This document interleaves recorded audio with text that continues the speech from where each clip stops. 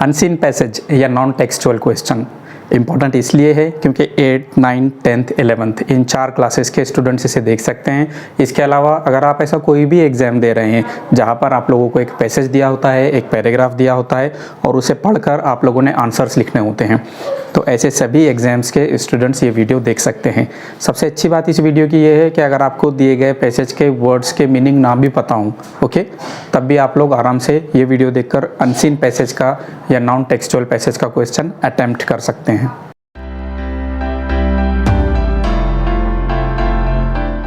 Hello and welcome to this amazing channel JEFY Javed English for you. इस चैनल पर मैं आप लोगों को 10th और 12th SSC और HSC इससे रिलेटेड लगभग हर इम्पॉर्टेंट टॉपिक, हर इम्पॉर्टेंट चीज़ समझाता रहता हूँ, बताता रहता हूँ। आज का जो टॉपिक है नॉन टेक्सचुअल क्वेश्चन या अनसीन पैसेज, SSC एग्जाम्स में ये क्वेश्चन नंबर 4 का A होता है जो 10 मार्क्स के लिए होता है। तो इस वीडियो में हम लोग क्या करते हैं, हम लोग एक सैम्पल के लिए, एग्जाम्पल के लिए अनसीन पैसेज लेंगे या नॉन टेक्सचुअल पैसेज लेंगे। मैं सबसे पहले आप लोगों को एक्सप्लेन करूंगा और उसे पूरी तरह किस तरह से सॉल्व करना है, किस तरह से हल करना है, ये मैं इस लेक्चर में बताऊंगा। इसके अलावा आगे जब कभी भी आप लोग अनसीन पैसेज कर रहे हों तो उसे सॉल्व करने के लिए क्या टिप्स और ट्रिक्स ज़रूरी है, ये भी इसी लेक्चर में हम लोग देखेंगे। सबसे ज़रूरी एक बात जो आप लोगों ने ध्यान रखना है, काफ़ी सारे स्टूडेंट ये गलती करते हैं कि वो पहले क्वेश्चंस पढ़ते हैं और उनके आंसर्स पैसेज में ढूंढते हैं। ऐसे नहीं करना है। मान लो आप लोगों के पास 10 क्वेश्चन है तो आप लोगों को 10 बार पैसेज ढूंढना पड़ेगा, ठीक है। ये तरीका गलत है। सही तरीका क्या है, आप लोग एक बार पैराग्राफ पढ़िए, पैसेज पढ़िए और उसके बाद क्वेश्चंस पर जाइए। आप लोगों को ज़्यादातर क्वेश्चंस के आंसर मालूम पड़ जाएंगे या कम से कम आपको ये पता होगा कि इन क्वेश्चंस के जो आंसर है वो पैसेज के किस हिस्से में है, स्टार्ट में है, मिडल में है या एंड में है। तो सही तरीका क्या फॉलो करना है, जैसे ही आप लोगों के पास में क्वेश्चन पेपर आता है आप लोगों ने अनसीन पैसेज पढ़ना है और उसके बाद क्वेश्चन वाले हिस्से पर जाना है, ओके। तो स्टार्ट करते हैं हमारा अनसीन पैसेज या non textual passage. Come on, let's begin.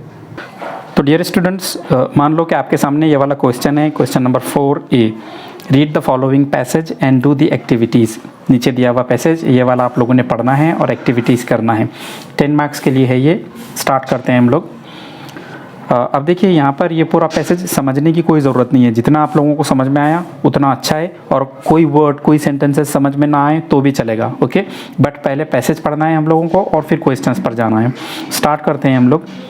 Languages are there in the world since times immemorial. के भाषाएँ जो हैं, ज़ुबानें जो हैं वो दुनिया में हैं। कब से हैं? टाइम्स इमेमोरियल, यानी बहुत पहले से हैं, काफ़ी ज़माना हुआ तब से लैंग्वेजेस दुनिया में हैं। English is one of the oldest languages, और इंग्लिश जो है सबसे पुरानी भाषाओं में से, सबसे पुरानी ज़ुबानों में से एक है, okay. Perhaps it belongs to England in the beginning. हो सकता है कि स्टार्ट में, शुरू में ये भाषा सिर्फ इंग्लैंड में रही हो। That is why it is called English, इसीलिए इसे इंग्लिश कहते हैं, ऐसा हो सकता है। It is said that English developed for around 1400 years. कहा जाता है कि इंग्लिश धीरे धीरे डेवलप हुई, आगे बढ़ी। कितने सालों तक? 1400 सालों तक ये सिर्फ डेवलप होती रही, okay. And now it is one of the most used languages in the world. और अभी दुनिया में सबसे ज़्यादा जो भाषाएं, ज़ुबानें बोली जाती हैं उसमें से इंग्लिश एक है, ओके। फर्स्ट पैराग्राफ हम लोगों का हो गया।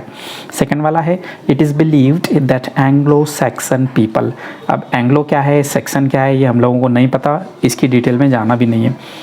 ऐसा माना जाता है कि एंग्लो सैक्सन जो लोग थे brought the initial English language to Great Britain in the 5th century.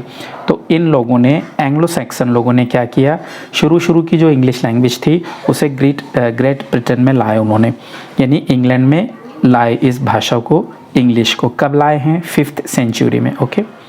Middle English language is there in the 11th century. और 11वीं सदी जो है, 11th सेंचुरी जो है, 11वीं शताब्दी, उसके आसपास जो इंग्लिश है उसे हम मिडल इंग्लिश कहते हैं, okay. In this period it absorbed a lot of French and Latin words। तो इंग्लिश ने क्या किया फिर 11th सेंचुरी के आसपास काफ़ी सारे वर्ड अपने अंदर खींच लिए, जज्ब कर लिए, एब्जॉर्ब कर लिए। किस लैंग्वेज के? लैटिन के और फ्रेंच के, okay. So we can say that English is also a combination of words तो हम कह सकते हैं कि भैया इंग्लिश क्या है, इंग्लिश एक ग्रुप है वर्ड्स का, बहुत बड़ा ग्रुप है वर्ड्स का, विच आर मोस्टली फॉरेन, ऐसे वर्ड्स का जो दूसरों से उसके पास आए, कुछ वर्ड्स लैटिन से आए हैं, कुछ जो है तो शब्द यहाँ पर फ्रेंच से आए हैं, इस तरह से दूसरे वर्ड यहाँ पर मेहमान बन के आए। But now these words are part of English language, लेकिन आज ये वर्ड इंग्लिश लैंग्वेज का एक हिस्सा बन गए हैं। ओके, थर्ड पैरा स्टार्ट करते हैं हम लोग।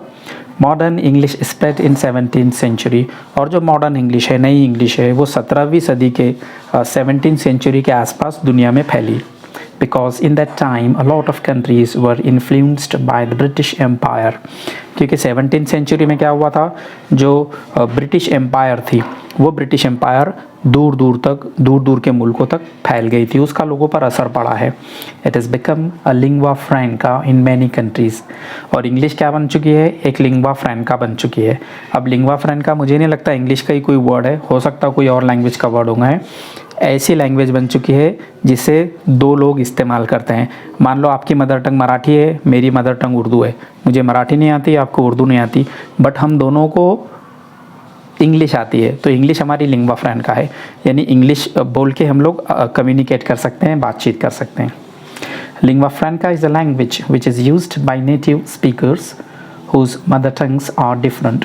तो लिंग्वा फ्रैंका ऐसी भाषा होती है जिसे दो लोग यूज़ करते हैं, वो दोनों की मादरी ज़ुबान मदर टंग अलग अलग होती है, एक को गुजराती आती है और दूसरे को तमिल आती है, बट दोनों इंग्लिश जानते हैं तो वो इंग्लिश में बातचीत करेंगे, तो इंग्लिश उनके लिए लिंग्वा फ्रैंका होगी। Okay, In 2005, it was estimated that over 2 billion people learned and used this language. 2005 की बात है, ऐसा अंदाज़ा लगाया गया, अनुमान लगाया गया कि 2 बिलियन से भी ऊपर, 2 बिलियन से भी ज़्यादा लोग हैं जिन्होंने इंग्लिश को सीखा और उसे यूज़ करते हैं, इस्तेमाल करते हैं। लास्ट वाला पैरा है, in India English is also one of the most important languages. India में भी अगर देखें तो सबसे ज़रूरी जो भाषाएं हैं, इंग्लिश उसमें से एक है। Since the first standard a student has to learn it, और एक विद्यार्थी को, एक शागिर्द को, एक स्टूडेंट को पहली क्लास के पास से इंग्लिश शुरू है, इंग्लिश पढ़ना ही है उसे। To learn English there are 4 essential skills that one must develop. तो इंग्लिश सीखने के लिए 4 चीज़ें ज़रूरी है। दीज स्किल्स आर रीडिंग, एक तो पढ़ना आना चाहिए आपको, राइटिंग लिखना आना चाहिए, स्पीकिंग एंड लिसनिंग, और ये 2 बातें और आनी चाहिए। कौन कौन सी? Reading, writing, speaking and listening. Once you master these skills, एक बार आप लोग अगर ये चीज़ें सीख गए, रीडिंग, राइटिंग, स्पीकिंग और listening, you can speak English wonderfully, तो आप बहुत अच्छे से इंग्लिश बोल सकते हैं। अब एग्ज़ाम में ऐसा पैराग्राफ पढ़कर उसका ट्रांसलेशन मत करते बैठ जाना और बाजू वाले को सुनाना जैसे मैं सुना रहा हूँ। ओके, इसे सिर्फ पढ़ना है दिल में और इसे समझना है, जितना समझ में आया उतना अच्छा है। ओके, अब इसके बाद पे हम शिफ्ट करते हैं क्वेश्चंस पर। तो हमारा क्वेश्चन A1 है, फिल इन द ब्लैंक्स। नीचे 4 आपको छोटे छोटे सेंटेंसेस है और चारों में एक एक ब्लैंक दिया हुआ है, आप लोगों को उसे फिलअप करना है, कंप्लीट करना है। पहला वाला है, perhaps it belonged to dash in the beginning. Perhaps it belonged to dash in the beginning. Dash में क्या था देखते हैं हम लोग, ये देखिए यहाँ पर है, perhaps it belongs to England in the beginning, ये लिखते हैं हम लोग। क्वेश्चन नंबर 4A, और उसमें A1 कर रहे हैं हम लोग, ठीक है।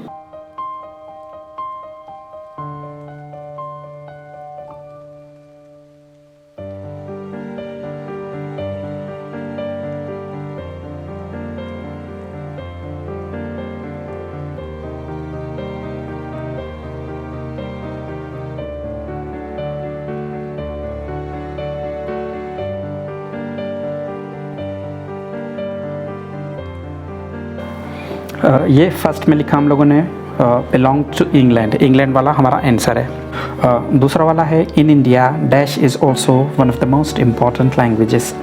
अब इंडिया का रेफरेंस लास्ट के पैराग्राफ में आया था, अगर आप लोगों को याद है तो ये देखिए यहाँ पर लिखा है, in India English is also one of the most important languages.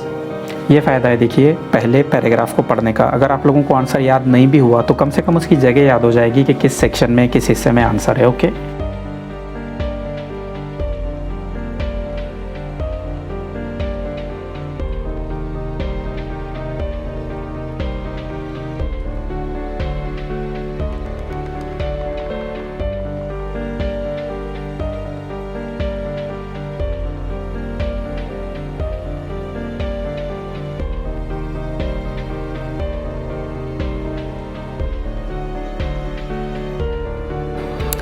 वाला देखते हैं हम लोग क्या है क्वेश्चन।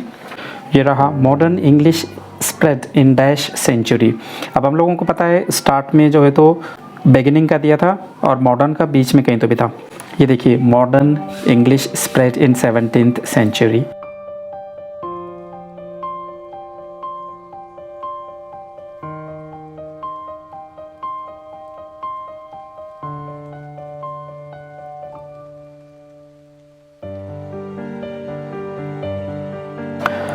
नंबर 4 है, it absorbed a lot of dash and Latin words. काफ़ी सिंपल है, क्वेश्चन पेपर भी देखने की ज़रूरत नहीं, पैराग्राफ भी देखने की ज़रूरत नहीं है। It absorbed a lot of Latin, यहाँ पर फ्रेंच था, French and Latin words, okay. But आप लोगों के सेटिस्फेक्शन के लिए मैं बता देता हूँ, ये देखिए, it absorbed a lot of French and Latin words.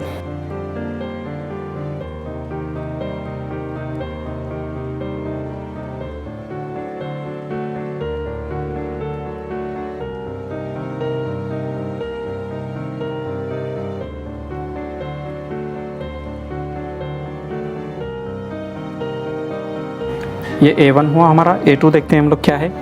यहाँ पर देखिए, A2 complete the following web. एक वेब दिया है आप लोगों को, 1 2 3 4 ब्लैंक है उसमें, और बीच में लिखा है 4 essential skills for learning English. English सीखने के लिए 4 ज़रूरी स्किल्स क्या हैं। पैराग्राफ के सबसे लास्ट में देखा था हम लोगों ने 4 स्किल्स कौन सी हैं।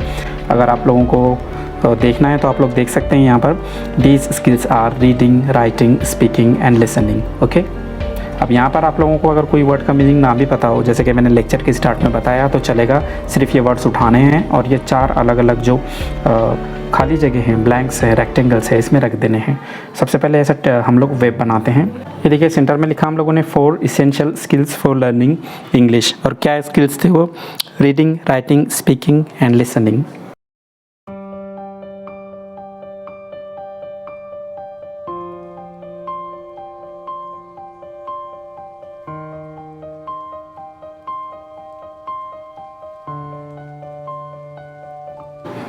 ओके, ये A2 यहाँ पर हुआ हमारा। A3 देखते हैं हम लोग क्या है। A3 है, find from the passage the antonyms of. अब यहाँ पर देखिए 2 वर्ड हैं, एक है सिनोनिम और एक है एंटोनिम। आप लोगों को हमेशा याद रखना है, सिनोनिम याद रखना है सेम पर से। सिनोनिम का क्या मीनिंग होगा? सेम मीनिंग वाले। और दूसरे वाला है एंटोनिम। एंटोनिम यानी अपोजिट वाले। एंटी पर से याद रखना है, एंटी यानी अपोजिट, ओके। तो हम लोगों को अपोजिट वर्ड देना है, मेमोरियल का, एंशंट का, सेम का और अनइम्पॉर्टेंट का। तो हम लोग A3 के ये 4 वर्ड्स सबसे पहले लिख लेते हैं।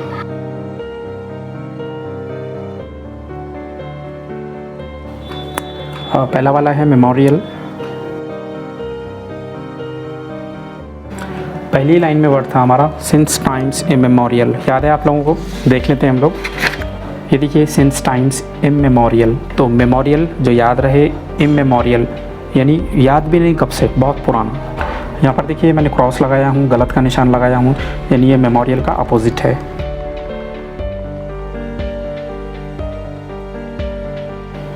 ओके, दूसरा वाला जो वर्ड था हमारा वो था एंशंट। एंशंट का मतलब होगा बहुत पुराना, ओल्ड। तो हम लोगों को आया था मॉडर्न इंग्लिश, शायद दूसरे पैराग्राफ के आसपास आया था। हम लोग देखते हैं मॉडर्न यहाँ पर कहीं है क्या। ये रहा, एक्चुअली तीसरे पैराग्राफ में आया है। तो एंशंट यानी पुराना और मॉडर्न यानी नया।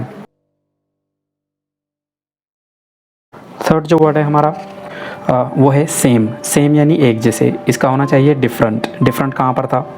याद है एक सेंटेंस आया था कि 2 लोगों की अगर मदर टंग डिफरेंट है तो लिंग्वा फ्रैंका हेल्प करती है। वो था थर्ड पैराग्राफ में। ये रहा थर्ड पैराग्राफ और यहाँ पर कहीं होना चाहिए, ये देखिए, ये different. Native speakers whose mother tongues are different. तो डिफरेंट लिख सकते हैं हम लोग।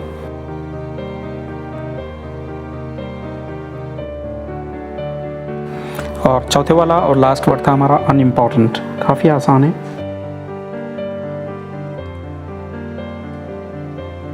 इसका आना चाहिए इम्पॉर्टेंट। ये देखिए, ये रहा इम्पॉर्टेंट, ओके। A4 देखते हैं हम लोग क्या है। ये रहा A4, do as directed. Direct करना यानी कहना, डू एज डायरेक्टेड, वैसे ही करो जैसे कहा गया है। 2 मार्क्स के लिए यहाँ पर ये वाला जो क्वेश्चन था हमारा एंटोनिम बताने का, 4 ऑप्शन थे, सॉरी 4 सब क्वेश्चंस थे और सब आधे आधे मार्क्स के लिए थे। अब A4 2 मार्क्स के लिए है और यहाँ पे 2 ही सब क्वेश्चन है, यानी ये 1 मार्क के लिए है और ये वाला 1 मार्क के लिए है। फर्स्ट सेंटेंस है English is one of the oldest languages. English सबसे पुरानी भाषाओं में से एक है। इसको एक क्वेश्चन टैग ऐड करना है आप लोगों ने। आई होप कि आप लोगों को पता है क्वेश्चन टैग किस तरह से ऐड करते हैं, यहाँ पर तो मैं बता रहा हूँ, बट आप लोगों को सीखना है तो जेफी इस यूट्यूब चैनल पर 2 काफ़ी बेहतरीन वीडियोज़ हैं, ऊपर आई बटन में आप लोग देख सकते हैं, उसकी लिंक दे रहा हूँ मैं, उसे देखना है। उसे देखकर आप लोग आराम से सीख जाएंगे क्वेश्चन टैग क्या होता है। ओके, हम लोग नंबर लिखते हैं A4 फर्स्ट।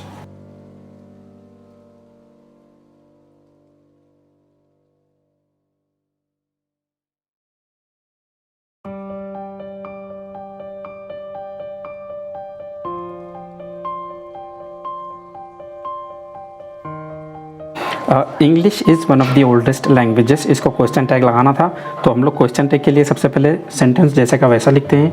यहाँ फुल स्टॉप था तो उसकी जगह हम लोग कॉमा देंगे और इसके आगे हमें लिखना पड़ेगा इजंट इट, और लास्ट में हम लोग एक क्वेश्चन मार्क रखते हैं। ओके, ये हो गया हमारा A4 का फर्स्ट। A4 का सेकंड क्या था, ये रहा A4 का second. Anglo Saxon people brought the initial English language. अब ये मत सोच लेना कि इसका मीनिंग पता नहीं है तो हम लोग ये क्वेश्चन नहीं कर सकते, ऐसे नहीं है। आप लोगों को ट्रांसलेट थोड़ी ना करना है, आप लोगों को क्या करना है, यहाँ पर frame a WH question to get the underlined part as answer. आप लोगों को एक WH क्वेश्चन बनाना है, जैसे what is your name, who is your father, where do you live. तो ये WH से स्टार्ट होने वाला एक क्वेश्चन बनाना है, लेकिन कैसे, to get the underlined part as answer.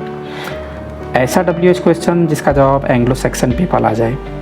Anglo Saxon लोग लाए थे शुरुआती इंग्लिश भाषा को, ठीक है। Anglo Saxon people brought the initial English language. क्या क्वेश्चन बना सकते हैं हम लोग,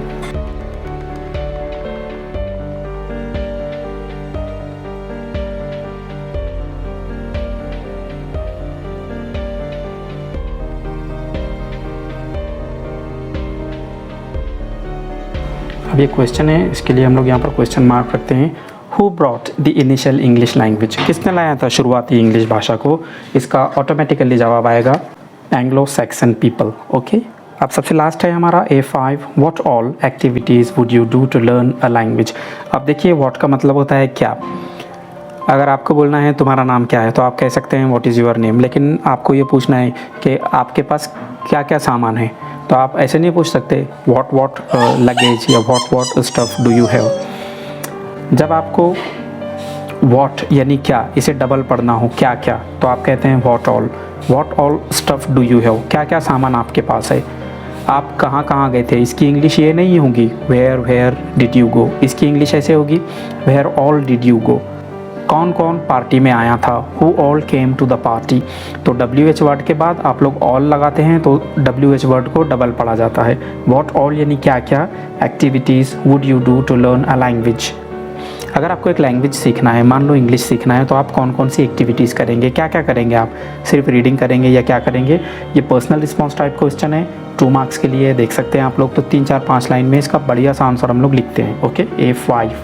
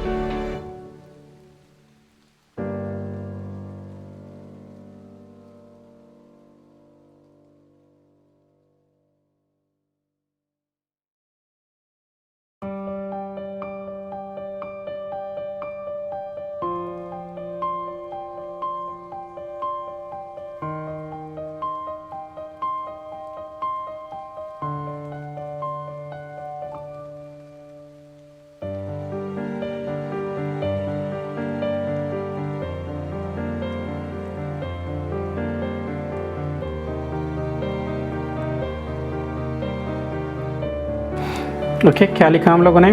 first of all I would learn it by an expert. सबसे पहले तो ऐसे बंदे से मैं ये लैंग्वेज सीखूंगा जो काफ़ी एक्सपर्ट है। Okay, I would watch it's videos on YouTube and listen audio, और मैं यूट्यूब पर इस लैंग्वेज के कुछ वीडियोज़ देखूंगा और स्पॉटिफाई वगैरह पर मैं कुछ ऑडियो सुनूंगा।